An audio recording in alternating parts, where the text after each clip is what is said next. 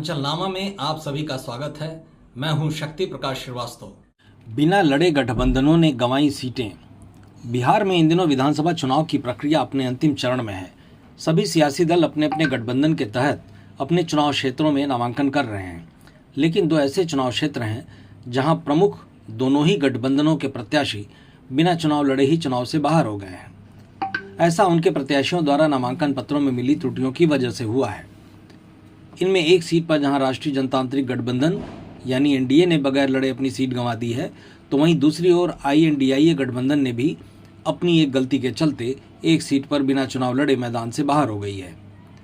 चुनाव की तिथि नजदीक आने और समय से गठबंधन के घटक दलों में सीटों का जो बंटवारा होना था उसके न हो पाने की वजह से उपजे दबाव में सियासी दलों के द्वारा ऐसी इस बार चुके हो रही हैं, जिनके चलते उनके उम्मीदवार चुनाव लड़े बगैर प्रक्रिया से बाहर हो जा रहे हैं।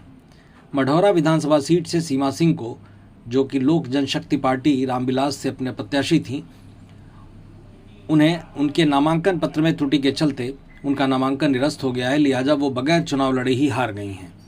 इसी तरह का एक दूसरा मामला सुगौली विधानसभा के प्रत्याशी के साथ भी हो गया है। यहां आईएनडीआईए गठबंधन की तरफ से राष्ट्रीय जनता दल के मौजूदा विधायक शशि भूषण सिंह को गठबंधन के सहयोगी दल विकासशील इंसान पार्टी का प्रत्याशी बनाया गया।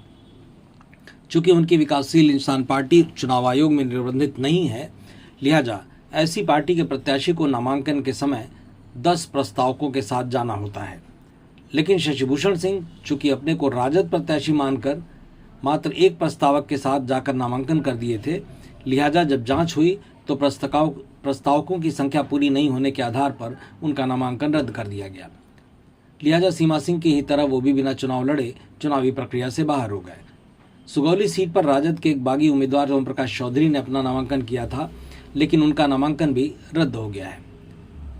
इस पर आरोप है कि उन्होंने नामांकन पत्र में कई पृष्ठ खाली छोड़ दिए थे। अपने नामांकन पत्र में कई विकल्पों को भी उन्होंने भरा नहीं था। इस कारण उनका नामांकन रद्द हो गया। अब सुगौली विधानसभा में जन स्वराज पार्टी के अजय झा और एनडीए समर्थित लोजपा रामविलास के प्रत्याशी राजेश कुमार उर्फ बबलू गुप्ता के बीच में मुकाबला हो गया है। वहीं पिछले चुनाव में राजद के प्रत्याशी शशिभूषण सिंह ने 65,267 वोट लेकर विकासशील इंसान पार्टी के रामचंद्र साहनी को 3,447 वोटों से हराया था। रामचंद्र साहनी को 61,820 वोट प्राप्त हुए थे।